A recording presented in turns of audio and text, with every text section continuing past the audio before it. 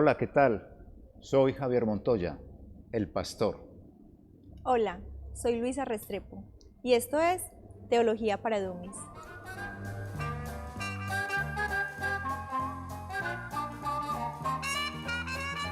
Les cuento que nuestro patrocinador, JV Creaciones, hace estas hermosas camisetas personalizadas. Son las que han visto al transcurso de los programas, entonces quería compartirles otra apreciación más de nuestro patrocinador. ¿Cómo le parece, Pastor? Excelente, muy bonita. Muy de la temática, Sí, ¿cierto? señora, claro. Voy a mandar a hacer una para mí. Sí, son magníficas, la verdad, fresquitas, cómodas. Y del tema que tratamos. Hoy vamos a tratar un tema delicado, importante pero delicado. No queremos que nadie se sienta ofendido, no queremos herir la susceptibilidad de absolutamente nadie y queremos dejar claro que es un programa simplemente para despejar dudas con este tema en bases bíblicas, que es en lo que hacemos en este programa, basados en la Biblia, cómo vivir nuestra teología cotidiana. Sí. Entonces, en ese orden de ideas, hoy el tema tan importante que tenemos para tratar es todo lo relacionado con la comunidad LGTBIQ+. Vamos a hablar temas puntuales de preguntas que nos han llegado con respecto a este tema. Entonces, empecemos, Pastor. Empecemos. El primero, ¿cómo debemos tratar a personas homosexuales cercanas como familiares y amigos de una manera que podamos mostrarles a Cristo? Yo creo que hay que tratarlas como tal, como seres humanos. Sea una persona familiar, cercana, primo, tía, sobrino, sobrina, papá, mamá, como seres humanos, como tal, como familiares. De igual manera con cualquier persona, así no sea familiar. Creo que la relación personal es muy importante y prima el hecho de relacionarme bien con la otra como ser humano. Entonces uno tiene que seguirse relacionando en el ámbito en el que se encuentre, sea religioso, económico, laboral, de estudio. Uno tiene que relacionarse con todas las personas. Eso hace parte de las relaciones públicas, de charlar bien, de no menospreciar, de no humillar a las otras personas. Entonces, sea familiar o no sea familiar, igual, si es familiar, como mi tío, como mi tía, como la persona que es, mi relación personal. Igual con el que no sea cercano a mí, mi relación personal como ser humano. Eso nos llevaría a otra pregunta y es, como cristianos estamos siempre llamados a hablar la verdad, Sí.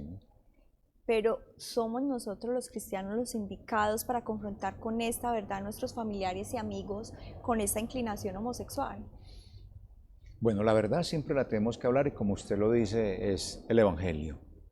Y nuestra vida tiene que ser eso, un evangelio, una carta abierta de quiénes somos realmente. Pero en cuanto a la confrontación, yo difiero un poco de eso, ¿cierto? Y es que confronta al ser humano con su situación moral, es Dios, es la palabra. Usted y yo podemos confrontar a las personas, como decimos, con la verdad. Es que yo te digo la verdad y me encanta ser sincero. Sí, eso está bien, porque eso es el valor, esa es la ética y esa es la moralidad.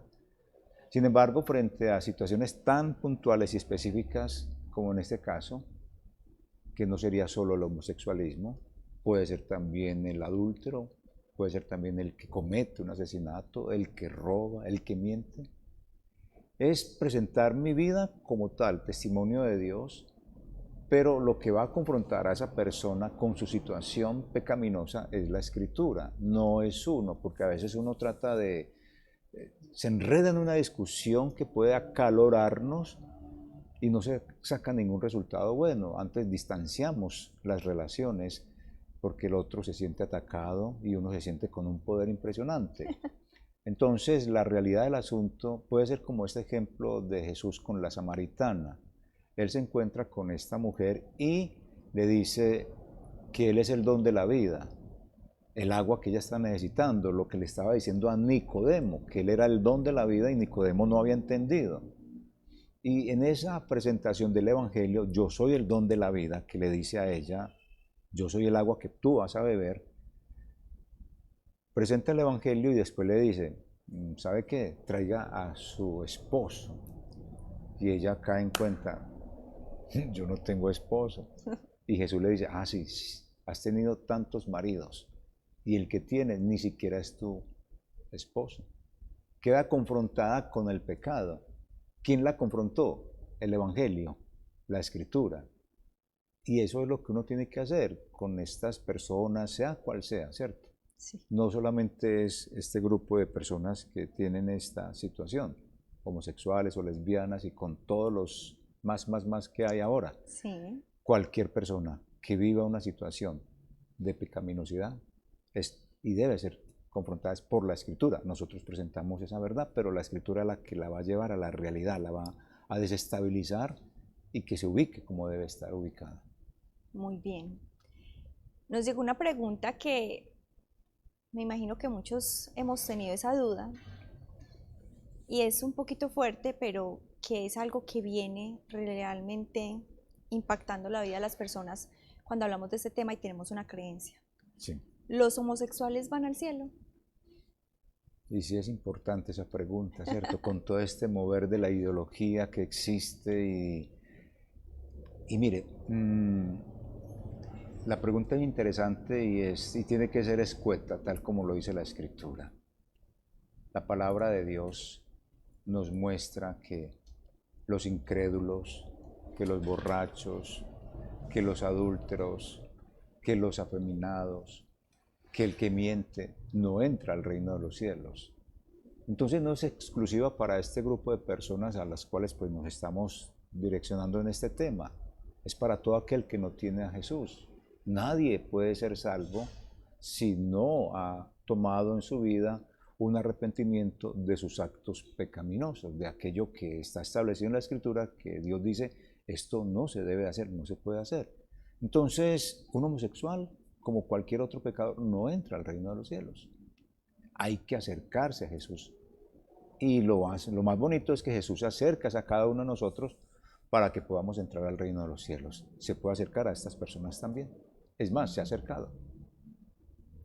Me parece lindo es porque a veces tendemos a categorizar los pecados. Sí. Y obviamente nos parece más feo el pecado del prójimo que el mío. Sí. El del vecino siempre es de señalar, pero el mío es estoy luchando con él. Y lindo acercarnos desde el amor, que es realmente, incluso uno le pregunta a cualquier persona que no practique una religión, definición de Dios, amor. Sí. Y siempre relacionamos a Dios con el amor. Entonces es rico ese tema de acercarnos en ese amor, incluso en la verdad. Porque, y me parece muy sabio eso, o sea, yo te cuento la palabra y ella te confronta, no soy yo, Sí. soy ella la que te confronta cuando piensas en tu vida y dices, yo no lo vivo así, o no lo sabía. Hay personas que en serio no lo saben. Sí. Entonces es lindo eso desde el amor. A mí me parece, Luisa, que es importante no dañar las relaciones.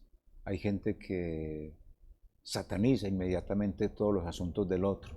Sí. Y satanizar ya es no mirarme a mí mismo cómo estoy yo. Estoy causando una situación mala porque no estoy relacionándome con el otro. No es relacionarme con su pecado, sino en mi relación con el otro yo puedo presentar el Evangelio.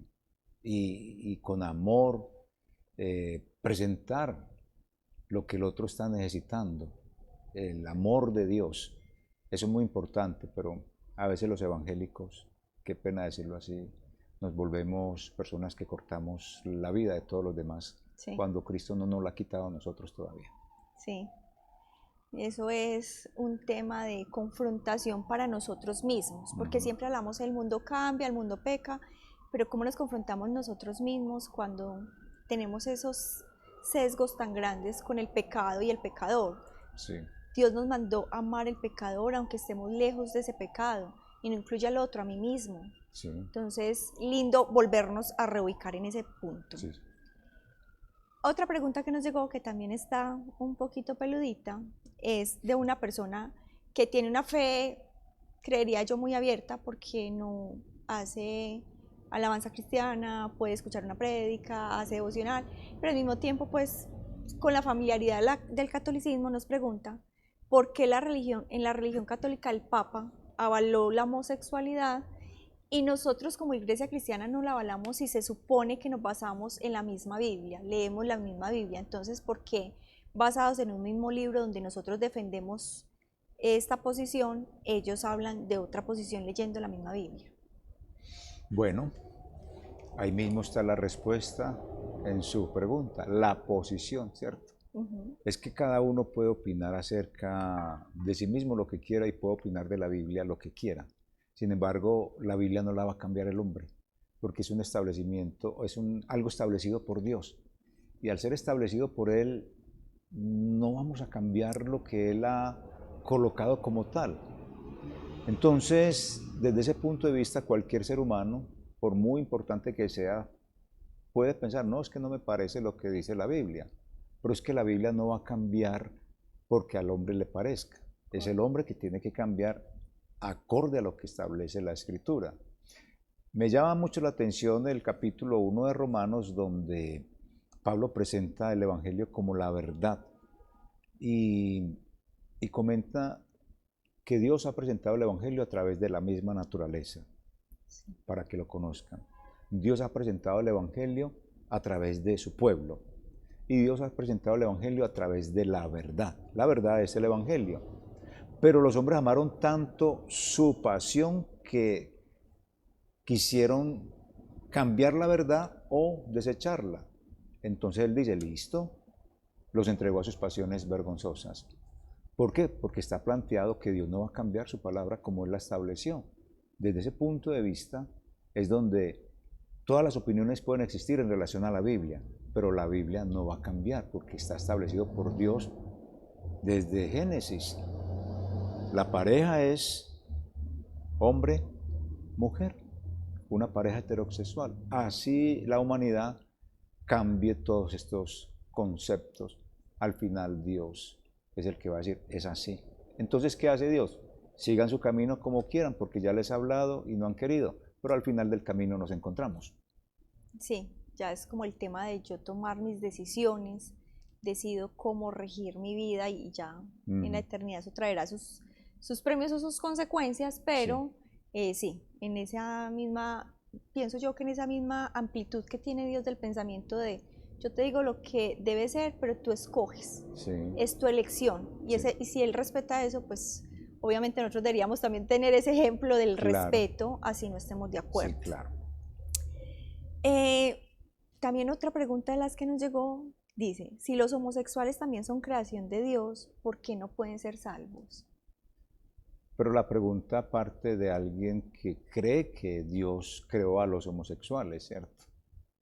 Y la escritura que la hemos leído, pues no nos muestra por ningún lado que Dios haya creado a homosexuales y a lesbianas. Hace parte de una situación pecaminosa, ¿cierto? Dios creó fue a Adán y a Eva, la pareja, como dije ahorita, la pareja heterosexual. Entonces, hay que mostrar que la escritura no nos enseña eso, que Dios haya creado a los homosexuales como tal, no. Y ese es el concepto de las ideologías, que quieren imponer a Dios cosas, pero el hombre va a crear todo este tipo de pensamientos y de estilos de vida en su sexualidad y en sus ámbitos, sacando a Dios y eliminando a Dios. Sin embargo, lo puede hacer, no hay ningún problema, pero al final del tiempo nos tendremos que ver con una realidad totalmente distinta y es que a Dios no le va a cambiar su palabra a nadie. Somos nosotros los que nos tenemos que acomodar a la palabra de Dios, no la palabra a la ideología o a los pensamientos actuales. Pienso también que algo importante, Pastor, de lo que usted hablaba ahorita, de recalcar, es que este no es el único pecado. O sea, estamos hablando de este tema, pero no lo estamos señalando, porque lo que usted decía es muy válido. O sea, estamos hablando hoy de ese tema, pero perfectamente podría ser otro programa sobre la mentira, sobre el que roba, sobre el adúltero, y estamos hablando exactamente del mismo corte que tendría Dios para tomar una directriz con respecto a algo. Sí, Son situaciones que no estamos ni satanizando a nadie, ni dañando a nadie, sino hablando desde la luz de la palabra, cómo ve Dios el pecado y en específico este que estábamos tratando el día de hoy. claro. Entonces, Eso era como solo para claridad. Recuerden que pueden mandarnos todas sus inquietudes a las redes sociales, si tienen preguntas, si quieren que ampliemos más el tema, si quieren algo específico. Y muchísimas gracias por habernos acompañado a aprender juntos en esta teología para dummies. Así que muchas gracias y nos encontraremos en otra oportunidad. Chao. Chao.